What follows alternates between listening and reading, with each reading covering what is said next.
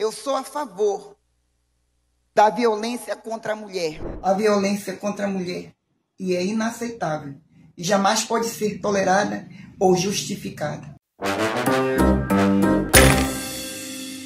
Fala, seus mal diagramados, depois de semanas perdendo tempo com pautas tóxicas que trariam apenas benefícios pessoais a políticos, como a PEC da bandidagem e o PL da anistia, finalmente a Câmara Federal fez valer os gordos salários dos deputados e aprovou algo de interesse coletivo, a isenção de imposto de renda para quem ganha até R$5.000 e a alíquota progressiva de até 10% para quem ganha acima de 600 mil. Não é o ideal porque a galera mais endinheirada ainda se beneficiará muito mais que em outros países. Porém, diante do combo de banalidades propagadas pelos nossos parlamentares, chega a ser um alívio não ter que perder tempo com discussão sobre se um velho com erisipela e uma tia cagona merecem ou não estarem presos. A unanimidade da votação, que terminou em 493-0,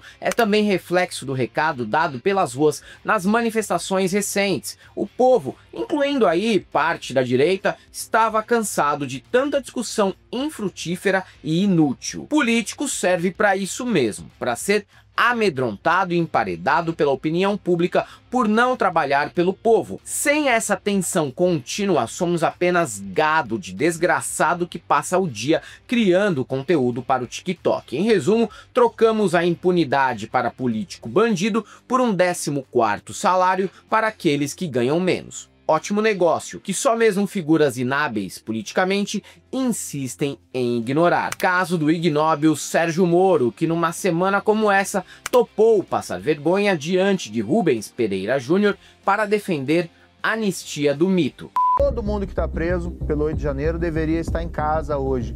São pessoas simples, são pessoas humildes que foram apenadas desproporcionalmente à gravidade das suas condutas. E a questão do 8 de janeiro, mudança da pena, da pena máxima prevista Se for para mudar, na minha visão, a gente tem que aumentar. Eu acho, não tenho certeza, mas talvez o senador Sérgio Moro até fosse ministro da Justiça quando a lei foi sancionada. Porque quem sancionou ela foi o ex-presidente Jair Bolsonaro. Então, pegando uma média do mundo para crimes de golpe de Estado, em média, a pena máxima é de 20 anos, e não de 12 ou 8, como é o caso do Brasil. E uma coisa é certa: aliviar no 8 de janeiro é um convite, é um sinal verde para novas tentativas de golpe no nosso país. Timing péssimo. Ou Jorginho Melo, governador de Santa Catarina, que prefere apoiar medidas xenofóbicas contra nordestinos que pensam em se mudar para o seu estado. Por mais que a UDESC tenha autonomia universitária, ela é mantida com dinheiro do Estado, ou seja, do catarinense. E é só o que falta: dinheiro do catarinense ter cota para quem é de fora. Já não basta a gente mandar o nosso dinheiro para Brasília e voltar uma migalha? Já vou avisando que não concordo. Melhor ainda é o caso do Bibo Nunes, que a essa altura defende a taxação do Trump, mesmo com a população claramente contrária à intromissão externa nos problemas domésticos do Brasil. Trump ama o Brasil. Trump ama o Brasil. A taxação de 50% é para chamar a atenção do Brasil do difícil momento que vivemos, onde nossa justiça é totalmente politizada. Já tirou fora cerca de 700 produtos, imposto zero, e em breve vai baixar o resto. E quando a direita assumir o governo, Trump dará taxa zero. Taxa zero! Não canso de dizer, a sorte é que os nossos adversários são extremamente burros. Salve, salve, galãs e galôs! Antes de começar aqui a falar, eu quero pedir para você sentar o dedo no like, se inscrever no canal, virar membro, mandar seu pix, ajudar a Galanceio. Porque outro que parece estar mais perdido que o Yuri Alberto na hora da batida de um pênalti é Tarcínico de Freitas. O governador por São Paulo precisou passar a semana pagando pedágio para o mito e defendendo dosimetria na pena do inelegível e seus asseclas. Essa submissão tem um objetivo claro: garantir a indicação para disputar o Planalto em 2026. O que nem vai ser tão simples assim, porque Eduardo Bolsonaro anunciou que pretende ser o primeiro presidente EAD do Brasil e disputar a eleição do ano que vem por algum partideco de aluguel. Tipo o PRTB, né? Essas coisas, aerotrem. O que honestamente acho ótimo. Quanto mais essa corja se humilhar em público na disputa pelo legado do mito, mais desgastados ficam. E essa apagação de pau para o Jair ocorre em um momento péssimo para a imagem do governador de um estado em que a galera tá morrendo por tomar caipirinha. Na semana em que Tarcínico mira a cadeira presidencial em anistia para bandido... A minha opinião, eu acredito que o caminho para a pacificação é da anistia. A proposta do Paulinho da Força de Dosimetria satisfaz o presidente? Vocês discutiram essa alternativa? Não nos satisfaz. Não satisfaz? Não satisfaz porque a gente está tratando de coisas, de pessoas que estão respondendo por crimes que não cometeram. Explodiram casos de pessoas mortas, sequeladas e intoxicadas com destilados adulterados pelo estado de São Paulo inteiro. A situação é grave e espalhada em todas as classes sociais, atingindo restaurantes nos Jardins, botecos na Moca e adega que parece cela de prisão na cidade Ademar. Mas até aí eu não sei se a vodka é falsa. A gente compra, distribuidor de rua que passa aqui, o Ney, que até era amigo do Pé na Cova, é conhecido dele também, entendeu? E nós compra dele a vodka. Isso, eu compro direto, nós dá mais boleto. Em mais uma oportunidade que poderia tentar ao menos ser um político responsável, Tarcínico mostrou sua inabilidade para se complicar ao garantir que não há envolvimento do PCC com a situação. Não há evidência nenhuma de que haja crime organizado nisso. Ora, ora, ora. A investigação sobre bebida batizada com metanol mal começou. Não dá para garantir nem que não, nem que sim. A gente não quer fazer julgamentos. Mas junta isso ao fato dele e do Derrite nunca aceitarem colaboração da Polícia Federal nas investigações. E temos uma situação, no mínimo, suspeita, não é não? Enquanto São Paulo se preocupa com a procedência dos destilados servidos nos bares e restaurantes, em outros estados ainda não afetados pela adulteração de bebidas, os estabelecimentos têm outras prioridades. Como, por exemplo, decidir quem é permitido entrar ou não no comércio. Virou moda entre empresários com baixo nível cognitivo fazer gracinha nas redes sociais para impedir que petistas consumam em suas lojas. O frigorífico Goiás, que já faliu diversas unidades nos últimos anos, colocou adesivo na porta da loja de Goiânia alertando que eleitores do Lula não eram bem-vindos. Foram autuados, precisaram pagar multa de 300 mil, o dono xingou muito nas redes. Ministério Público, Vigilância Sanitária, Procon, já me processou. Deixa eu te falar um negócio, Maru. Você é um vagabundo socialista, rapaz. Você é acostumado a mexer com esses vagabundos de auxílio prisão, auxílio gás, auxílio vagabundo, rapaz. Você é uma vergonha pro estado de Goiás, seu deputado. Eu quero encontrar com você nos tribunais, seu marginal. Deixa quem trabalha em paz, rapaz. Quem sustenta esse estado aqui é nós que trabalha. Não é esses vagabundos que você apoia, não, rapaz. E petista aqui não é proibido de entrar no frigorífico Goiás, não. Não é bem-vindo entrar aqui.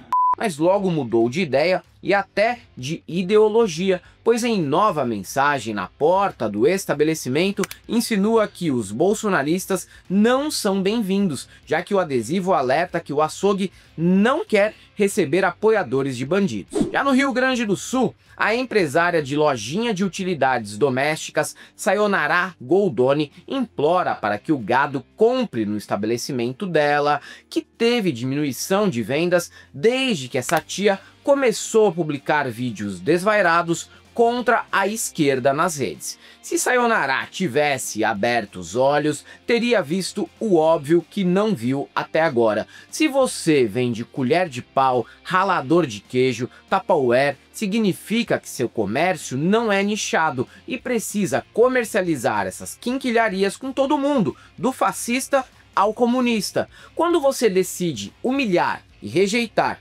metade do público de Porto Alegre com essas palhaçadinhas, assume que é péssima empresária e apenas mais uma tia do Zap aloprada. nos ajudem a manter nossas lojas abertas. Agora não é problema de enchente ou pandemia, agora é problema de um ladrão que está acabando com o nosso país. É muito bom ver a senhora se humilhando, mas deixa eu dizer um negócio pra senhora. Não é culpa do PT, não é culpa do governo, não. A culpa é da senhora que não produz. A senhora não tem empatia pelos outros. A senhora só tem ódio. A senhora deixa de trabalhar para estar fazendo vídeo agredindo as pessoas. Não é o PT, não é o Lula que está afastando seus clientes da senhora, não. É a senhora mesmo. Depois que falir, não adianta culpar o Lula e nem pedir ajuda pro mito, porque o Pix que ele recebe dos otários é repassado apenas para o Eduardo usar fentanil nos Estados Unidos. Também devemos falar um pouco sobre os influenciadores que são responsáveis por esses comerciantes a serem assim. Sempre montados em fake news, terraplanismo político e viés de confirmação, essa turma criou uma realidade paralela em que o Brasil está quebrado e vai virar a Venezuela nas próximas 72 horas. Cenário anunciado desde 1989 e que nunca se concretiza.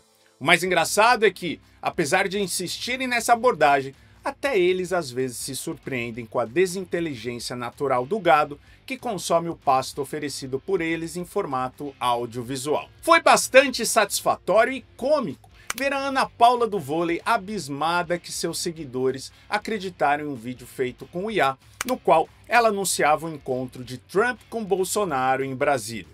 Olha, é absolutamente chocante eu ter que apagar um post onde a legenda falava: este vídeo é falso, foi feito com inteligência artificial. Nada como a pessoa ter esse chá revelação sobre o tipo de público que cultiva. Passa anos espalhando desinformação como se fosse análise política e se espanta quando percebe que só é seguida por doidinho de bairro que confia em qualquer lorota do Zap. Já o Alan dos Planos precisa se conformar com as pequenas e únicas vitórias que tem entre uma corrida e outra de Uber nos Estados Unidos. Como quase atingir o orgasmo ao ver o site do escritório da dona Xandona sair do ar. Oh! Caiu. Caiu. Cloudflare. Opa! Olha lá. Caiu, hein? A felicidade é tanta que eu quase fico com pena de avisar que em 2025 as pessoas usam tanto os sites quanto usam as páginas amarelas para conseguir o telefone de algum estabelecimento. Enquanto Alan ria do site fora do ar, Xandão estava mais preocupado com o ataque do Corinthians do que com os ataques dos Estados Unidos contra ele.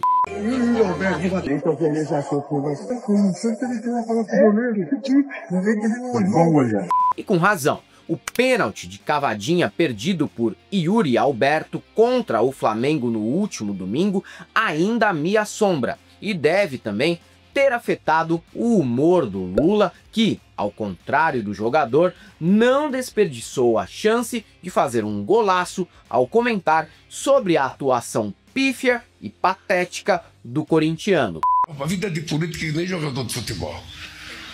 Você viu o que aconteceu com o Yuri Alberto domingo contra o Flamengo. Ele foi dar uma cavadinha e ele mostrou para o mundo que ele não sabe dar cavadinha. Era melhor ter dado uma bicuda e ter marcado logo o gol. Mas foi fazer o que só craque faz. Eu dei muita cavadinha na minha vida. Lindeberg, você não tem noção como era bom de cavadinha. Eu fico imaginando o Yuri, depois de ter sido criticado por todas as pessoas imagináveis da mídia esportiva, tentando buscar algum canal que não estivesse falando dele. Coloca na TV Justiça ou na TV Brasil e tá lá o presidente do país e um ministro da Suprema Corte putaços com esse pé de rato. Sorte dele que Vanderlei Silva acabou sendo o atleta que saiu mais humilhado no período. Após uma luta suja em que passou o tempo todo dando cabeçada no popó, esse bolsonarista tomou um belo nocaute ao caçar uma encrenca depois que o gongo soou. Vai apanhar todo mundo. Quando apanha um no corner, apanha todo mundo. Quando apanha um em cima do ringue, apanha todo mundo. Tá, eu tô ligado que o Popó também votou no Bolsonaro, mas o Vanderlei é muito mais boçal e eu não tenho a menor dúvida de que lado eu estou nessa treta toda. Com a possibilidade de Tarcínico de Freitas ser preterido por Ratinho Júnior na disputa presidencial de 2026, o pai do governador paranaense tem feito turnê para emitir opiniões políticas baseadas no movimento popular de senso comum, conhecido como nacional taxismo. Ratinho esteve presente no podcast de Lenda Nagli do seu filho, o louro José Mudo Duda Nagli. Um bate-papo como esse não promete nada e sempre cumpre com o que prometeu. Com isso, tivemos dois idosos debatendo platitudes calcadas no sei lá, eu odeio a Janja e o Lula. Assim, surgiu o insistente tema sobre gastos do governo com viagens, transportes e hospedagem. O Brasil gasta muito, cara. Gasta muito. E não economiza, né? É um esbanjam, né? Esbanjamento danado de dinheiro público, cara. Você, poxa vida, você vai... Só em viagem, o que eles estão viajando, vai um avião com uma pessoa para não sei para onde, para a Rússia. É uma loucura, entendeu? Isso. Esse avião da... Deve ser o único lugar do mundo em que as pessoas se incomodam com o chefe de estado viajando e se hospedando em suítes presidenciais que, não sei se ele sabe, ganharam esse nome por um motivo. A dupla reclama desses gastos como se no governo anterior o presidente andasse no lombo de um jegue e fizesse viagens internacionais na classe econômica de um avião da Latam, comendo aquele biscoito de polvilho e tomando coca morna no deslocamento até uma assembleia da ONU. É uma das discussões mais rasteiras que já vi. E também hipócrita, porque duvido muito que o filho dele se desloque para agendas oficiais a bordo de um Chevette, almoce picadinho de R$15 e se hospede no Ibis. Veja, se Ratinho critica o tanto de isenção fiscal que recebe ou reclama das emendas parlamentares que continuam a ser destinadas para contratar artistas sertanejos em cidades de 3.000 habitantes. Venha, prefeita! Venha, prefeita! Gente, tem informação em primeira mão para vocês do Fórum Caju 2026. Vocês estão gostando de Uélio Salvadão? Pois olha, em primeira mão, o deputado Tiago já assume o compromisso de trazer umas emendas parlamentares no próximo ano! Aí não, né? Embora ainda tenhamos que aguentar esses podcasts que só espalham babaquices, de vez em quando temos bons momentos nesse tipo de formato. Nesta semana, devemos isso ao Breno Altman, que sai como craque do jogo no período ao desmascarar Paulo Bilinski e o rabino sionista Ventura. Judeu, mas defensor da causa palestina, Altman topou debater com um apoiador do regime genocida comandado por Benjamin Netanyahu no podcast Três Irmãos. E lembrou bem que, hoje, o povo da Palestina passa por massacre semelhante ao que o povo deles enfrentou durante o regime de Hitler, quando judeus eram massacrados em campos de concentração e passavam fome no gueto de Varsóvia, o que acontece hoje na faixa de Gaza. Qual é o fato? O fato é que entraram por terra. E por que entraram por terra? Se eles tivessem realmente o objetivo de genocídio, pode ter certeza absoluta que Israel tem o poder militar para apertar alguns botõezinhos e acabar com a população de Gaza rapidamente. Mas justamente esse envio desses jovens, tão queridos, jovens que amam a vida, foi justamente para expor o menor número possível de vidas de habitantes de Gaza e para libertar aquelas pessoas que infelizmente a gente tem até hoje ali, nos subterrâneos de Gaza, sendo privados de qualquer dignidade. A revista britânica Lancet, a mais conceituada revista científica do planeta, estima que podem ser mais de 200 mil os mortos, Rabino. Mais de 200 mil mortos. Na sua maioria civis, mulheres, crianças. A faixa de Gaza está submetida à fome, como foi submetido o gueto de Varsóvia, Rabino. Como foi submetido o gueto de Varsóvia. A faixa de Gaza está submetida às práticas mais anti-humanas que a história tem conhecimento. Só há paralelo com o que os nazistas fizeram com o povo judeu, Rabino. E eu digo isso do alto da minha história familiar, como o senhor usou essa frase, do alto do meu lugar de fala, de uma família que praticamente foi dizimada no Holocausto, e eu não aceito que se faça contra o povo palestino, que se cometa contra o povo palestino, Rabino, crimes tão semelhantes àqueles que foram cometidos contra os judeus. Foi explícito, didático e irrefutável, a ponto de constranger o Rabino, que mal consegue encarar Breno diante da exposição dos fatos. Com Paulo Bilinski, o atropelo foi com o mesmo impacto. Despreparado e com um discurso baseado em teorias conspiratórias, o deputado federal saiu desmascarado ao mentir sobre a ditadura militar. Durante o período militar, foram praticados pela esquerda 150 assaltos, 100 homicídios, 6 sequestros de embaixadores, sendo que o embaixador do Reino Unido foi executado. Primeiro, você ainda não se corrigiu da mentira que contou sobre um embaixador executado pela esquerda brasileira. Jamais foi sequestrado o embaixador do Reino Unido e nunca foi executado nenhum embaixador. Você precisa se corrigir dessa mentira, porque senão eu vou começar a achar que é má fé. Você pediu para o seu assessor pesquisar, seu assessor já pesquisou e já te informou. Uma informação não é? que não tem nada Porque a ver. você trouxe um assessor para fazer as pesquisas para você. Não, então, não trouxe, ele tá aqui você pra fazer minha você pediu a ele para pesquisar, você pediu a ele para pesquisar, então ele já deve ter pesquisado para você saber que você contou uma mentira. Jamais houve sequestro do embaixador do Reino Unido e nunca a esquerda executou qualquer um dos seus capturados. E fracassou ao tentar esconder o vínculo que seu avô tinha com a SS Galizien, divisão paramilitar sanguinária de Adolf Hitler na Ucrânia. E eu conheço meu avô e eu sei o que ele fez. E o meu pai, e o meu bisavô, e a minha família, que eu conheço, que você não sabe nada. Quando o Bilinski chamou o interlocutor dele de burrão, dizendo que a divisão Galizien não era nazista, Bilinski mentiu. A divisão Galizien fazia parte das SS nazistas. Quando ele disse que era uma divisão liderada por generais ucranianos, ele mentiu de novo. Os grandes generais da divisão Galícia foram Walter Schimann, que era um austríaco, general das SS, e Fritz Freytag, um alemão, também general das SS. A humilhação foi tão grande que Bilinski precisou fugir do debate, já que entre as regras do podcast Três Irmãos, o delegado não podia recorrer ao tiroteio indoor, que nem praticou com a sua namorada, e nem tortura festiva, como fez com o Guga Noblat. Entendeu? Não era essa a proposta, não foi pra isso que eu vim, não foi esse o convite. Mas você vai ter mais uns 30 segundos aí, Breno. Relaxa. Pra mim acabou. Tá fora do seu tempo. Tá. O seu problema, Bilinski, é que você mente muito. Mente muito. E a mentira atrapalha o debate. Tá bom, fala aí o que você quiser. Beleza? Valeu. Sim, Brasília, os parlamentares já são em média uma b****. Imagina nas gloriosas cidades de Betinha da Serra e Santo Antônio do Luminoso. Fora do radar da grande imprensa, os absurdos são até maiores e a bizarrice é regra.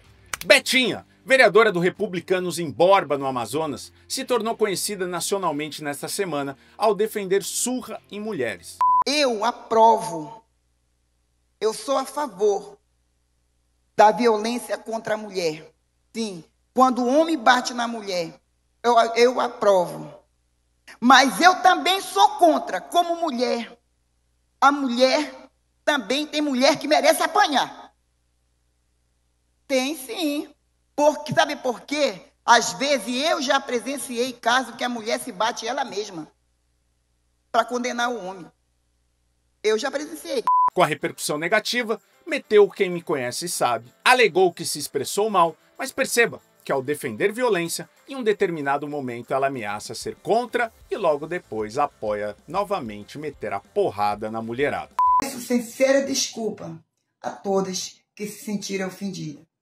Reafirmo de forma clara e categórica a violência contra a mulher e é inaceitável e jamais pode ser tolerada ou justificada. Este episódio servirá para minha reflexão pessoal e política. O texto da assessoria foi muito bem elaborado, mas as desculpas chegaram aqui e não foram aceitas. outras. Mal aí, já em Fortaleza, a bizarrice é mórbida, mas tranquila. Vereador Aguiar Toba pediu 1 minuto de silêncio pela morte de Raimundo dos Queijos. Mas em seguida é avisado que Raimundo dos Queijos não virou presunto e descansa em paz entre a fabricação de um meia-cura e um Minas padrão. Saudar aqui, né, a família do nosso querido amigo Raimundo dos Queijos, patrimônio de Fortaleza, faleceu aos 90 anos, né? Que fica aqui os nossos sentimentos dessa casa, para toda a família. E a gente pediria, senhor presidente, 1 minuto de silêncio antes de eu começar minha fala. Oi, não procede não, amigo. Tô falando com ele agora. Tô falando com ele aqui no telefone, graças a Deus. A Assembleia Legislativa de Goiás não cometeu gafe, mas instituiu o importantíssimo Dia Nacional do Beach Tênis. Lei de nossa autoria, fica instituído o Dia Estadual do Beach Tênis a ser comemorado anualmente no dia 27 de agosto, presente data. Enquanto na Câmara de Balneário Camboriú, o Abortinho apareceu como chanceler municipal para compartilhar um QR Code de gore, só com vídeos e fotos sem censura de pessoas destroçadas pelo Hamas. Um recado aqui para a esquerda. Se você condena Israel, precisa ter a coragem de assumir o que está fazendo. Abre o QR Code. Tenha coragem para assistir os vídeos sem censura que estão aqui. Se essas sessões não forem filmadas, provavelmente ninguém acreditaria em tantos absurdos num período tão curto. Fala, Matias! Estou vendo aqui que estamos com poucos membros no Apoia-se. Bicho, tá difícil aí. A galera não acredita no nosso trabalho, nem no seu, Matias. Nós? Um abraço. Acho que preciso ir para um canal que me valorize mais. Você vai pra onde? Vou para o canal do Cauê Moura. O canal do Cauê? Não vai aceitar você lá. Não, a galera vai ajudar, vai sentar o dedo no like, se inscrever, comentar, vai sim. E se você também assiste a Galãs Feios todo dia, se inscreva nas nossas outras redes sociais, Instagram, Facebook, TikTok. Se você é um desses que ainda acredita que presidentes precisam viajar em classe econômica comendo biscoitinho mal diagramado, eu só tenho uma coisa para te dizer: não passarão.